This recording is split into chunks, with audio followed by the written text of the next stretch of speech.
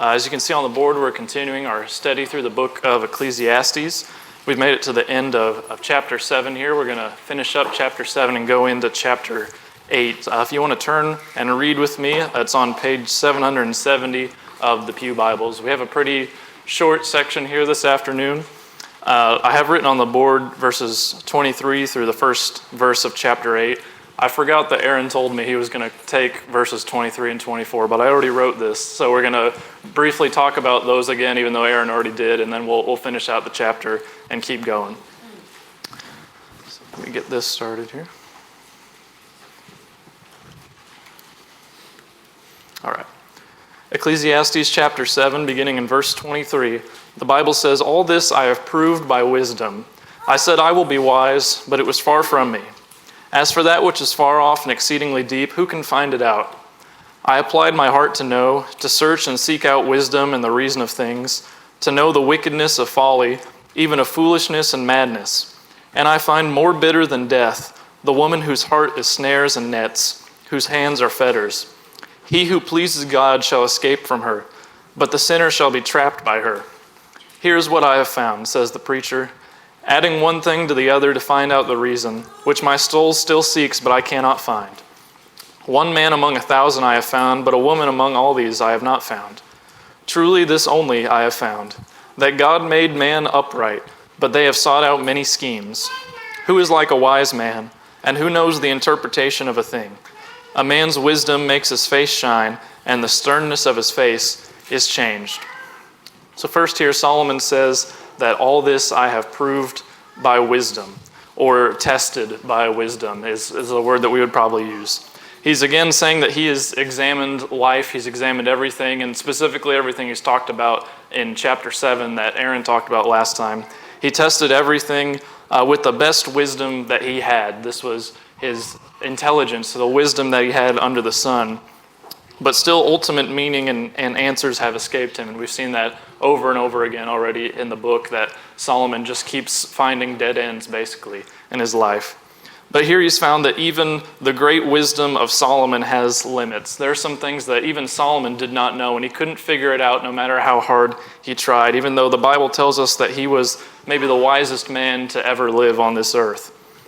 And this chapter shows us how hard it is to be truly wise.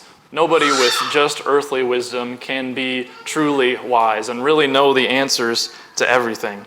Solomon spent his whole life chasing this wisdom. He says here in verse 23, he says, "I will be wise. I will know these things. I want to understand it." But in the end, he still has to admit, he says in verse 24, "It was far from me. It was far off and very deep, and who can find it out?" He says some things are beyond our understanding with just our own wisdom and our own knowledge. Sooner or later, almost everyone in life has the same questions, whether you're a Christian or not. You wonder, what's the meaning of life? What's the real purpose? Why am I here? What's the benefit of doing everything that I'm doing? So far, I haven't found what I'm looking for, and the question that we usually come to is, what do we do next? If we've hit this dead end like Solomon here, what do we do after that? Where do we move to? Some people, they just give up. They fall into depression or despair. What else would you do? If life seems pointless, if you can't figure out the meaning of life, what else is there to do than give up sometimes? But Solomon doesn't do that in this chapter, even though it kind of seems like he does, but we're going to look at what he says here. Instead, he admits that some things are beyond his understanding. He says these things are far off, I can't grab them. But really he's saying they're far off, and that's okay. That's okay that I can't understand some of these things. Verse 24 in the Christian Standard Bible, he says, "What exists is beyond reach and very deep. Who can discover it?" And it's a rhetorical question. He's saying that no one with earthly wisdom can discover it. That might sound like he's giving up or that he's depressed, but instead he wants to teach us to trust in God. That's the whole point of the book, really. We need to trust in God and not in ourselves. And to do that, we have to admit that we don't have all the answers, but God does have the answers. We're seeing Solomon slowly transition from a life of self-reliance. He's relying on himself and his own wisdom, and he's going to start to trust in godly wisdom and start to trust in God, because that's what real wisdom looks like in our lives. We admit our limits. We admit that there are things that we don't know, things that we can't do, and there are things that God can know and can do for us in our lives. Philip Ryken writes in his commentary, "The more we know, the more we should realize how little we know, and whatever wisdom we gain comes as a gift from God." The Apostle Paul would write in 1 Corinthians 3:18, "Let no one deceive himself. If anyone among you seems to be wise in this age, let him become a fool, so that then he may become wise." Those who consider themselves wise, or they say that they're wise in this life, they're better off to admit how little they know, like Solomon does. They're better off to become a fool in order to gain the true and the better wisdom of God. And that's kind of what Solomon is showing us here in the book of Ecclesiastes. Solomon becomes like a fool, like Paul says. He admits that there are some things that are beyond him, some things he cannot understand, in order to better understand the wisdom and the true word of God. So Solomon doesn't give up. He doesn't just wallow in depression because he can't find the answers. And so we see in verse 25 that he doubles down. He keeps looking and keeps digging, but he has a slightly different motive here than before. Verse 25, again from the Christian Standard Bible, he says, "I turn my thoughts to know, explore, and examine wisdom and an explanation for things, and to know that wickedness is stupidity and folly is madness." And that sounds very similar to a bunch of phrases that we've read already in the book that's kind of been repeated over and over again. Solomon has said many times that he set his heart to understand wisdom and all these things. But let's compare this to what he said all the way back in chapter 1. Chapter 1 and verse 17, Solomon says, "I applied my mind to know wisdom and knowledge, madness and folly. I learned that this too is a pursuit of the wind." So at the beginning, Solomon wanted to find the meaning of life really by any means necessary. He says, "I want to know wisdom and knowledge and madness and folly." He just lumps it all together. Whatever will help me find the meaning of life, I'll do it. I'll do whatever it takes. But here in chapter 7, his tune has changed a little bit. He again commits to know wisdom. He says, "I want to know wisdom and an explanation and understanding of things." But here he very simply says that wickedness is stupidity. Through his searching and through his recognition of God, he has realized that the meaning of life is not found in wickedness and folly. He can confidently say that wickedness is stupidity and stupidity is madness, is basically what he's saying. Wickedness is rebellion against God's wisdom, and very simply, it is stupid, and it is madness to be stupid and to reject God's wisdom. And that's what leads him to his statement in verse 26 here. Verse 26, he says, "And I find more bitter than death the woman whose heart is snares and nets, whose hands are fetters. He who pleases God shall escape from her, but the sinner shall be trapped by her." Solomon here is talking about temptation. He's talking about sin. And that can be whatever lures us to leave God and pulls us away from God's will. He personifies this temptation as a woman whose heart is snares and nets and whose hands are fetters. He's calling this woman's heart a trap like you would trap a bird in, and like handcuffs that would bind your hands together. He says that this sin and this temptation is a wicked trap for those that are seeking to follow God. And this warning is not just about one specific woman or even women in general. It's a general warning about alluring sins, and especially sexual sins in the Bible. And this is something that Solomon knew all too well about in his life. We can read dozens of places about Solomon's problems with women and sexual sins in his life. This warning echoes a lot of the other warnings that he would give in the book of Proverbs as well, warning young men and young women to flee from the enticing words of the immoral woman that he talked about in Proverbs 5:5. He says about this woman that her feet go down to death and her steps lay hold of hell. And that's something that our brother R.C. did a great job of talking about during our meeting as well. So here Solomon says that essentially his message so far is that wickedness is stupid, stupidity is madness, and then number 3, he says getting trapped in this wickedness and in this madness is not only stupid, but it is worse than death. He says that it is more bitter than death to fall into the hands of this woman and to fall in the hands of these sins that will bind you and trap you. He wants us to know that it is urgently important not to fall into the hands of these temptations and these alluring sins in our lives. Because this wickedness promises life, but he says that it leads to bondage. It is a trap and a snare. It looks sweet, but it turns bitter. He says it's more bitter than death in our lives. And the ones who fall for it often don't realize they're in danger until they're already caught like a bird in a snare. But there is hope here. Solomon says, "He who pleases God shall escape from her, but the sinner shall be trapped by her." There is a way out, he says. If we walk with God, if we please God, if we pursue what pleases God, and keep our hearts focused on His will, we won't fall into the same traps. We'll be able to avoid these snares in our lives. Because sin only enslaves us and traps us in our lives, but God sets us free.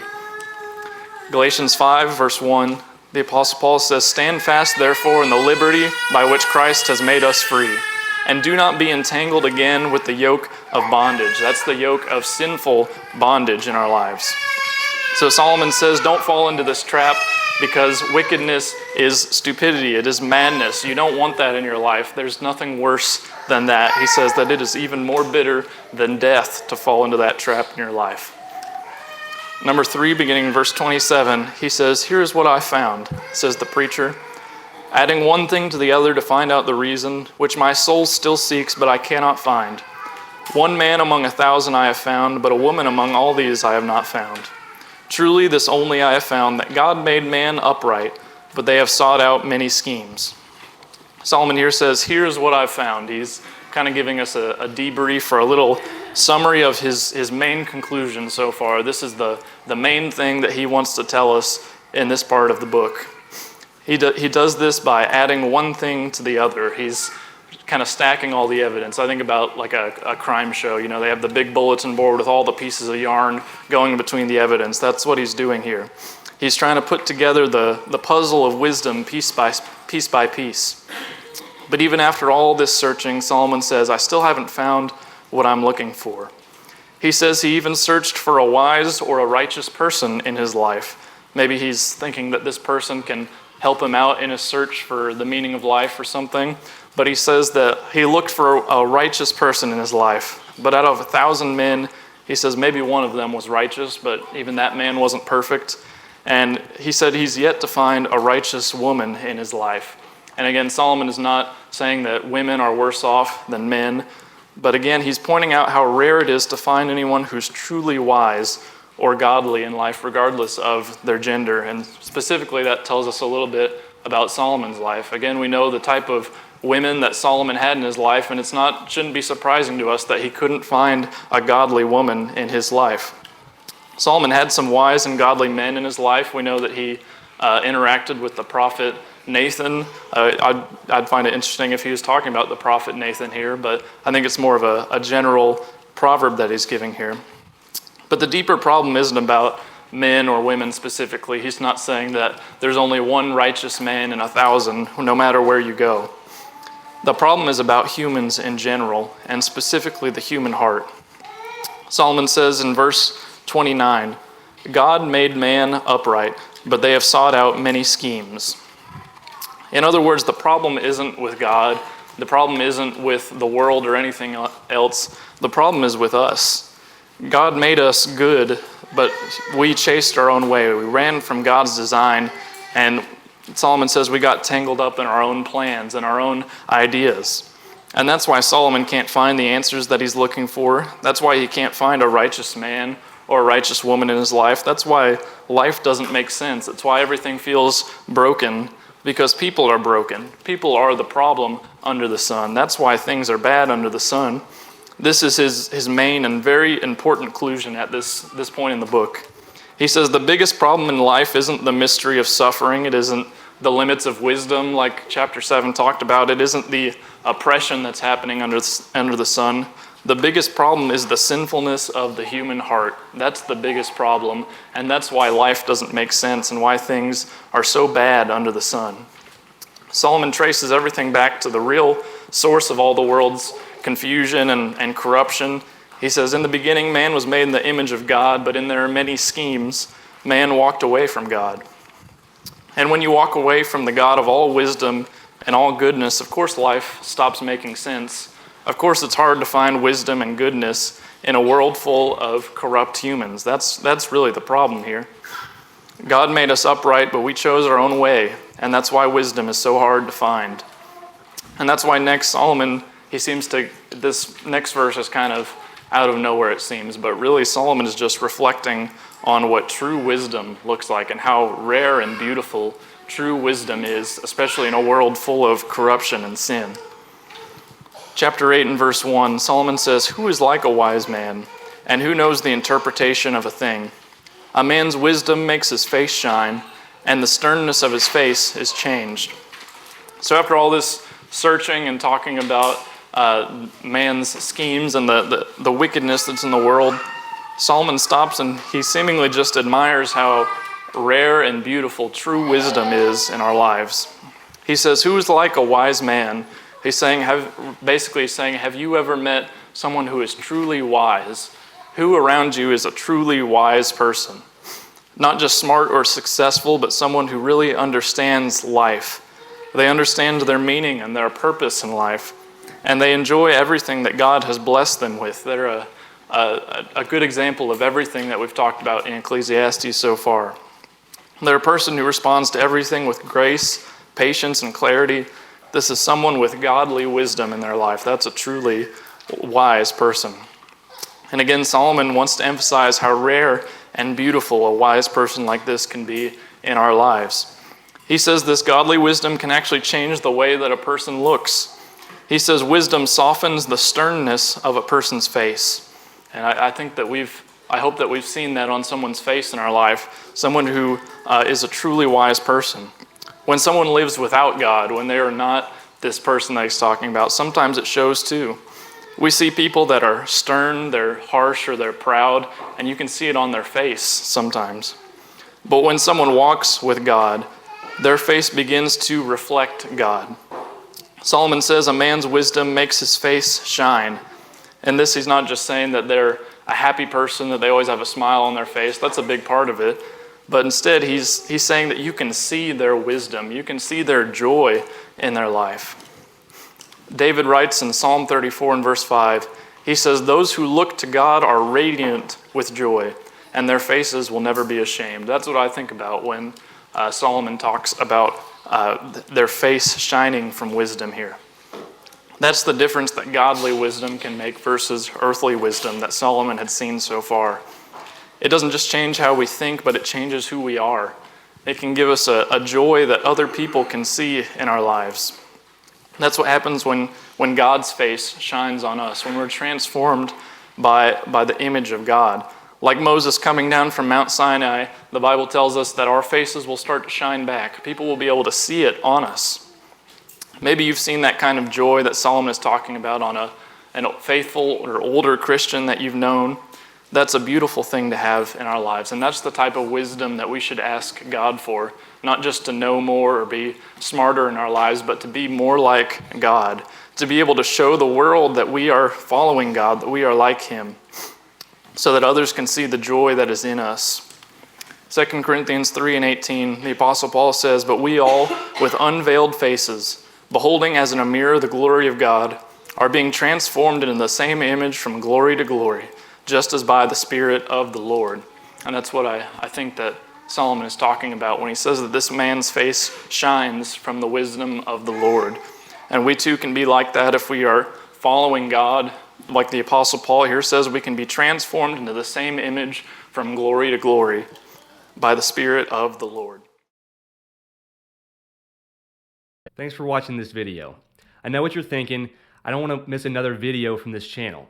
In order to avoid that, click on the red button down there, subscribe, and then click the bell icon. Not only will that alert you each time a new video is uploaded to the channel, it will also help spread the channel to other people's awareness. So, go ahead, do it. Like right now, click on it.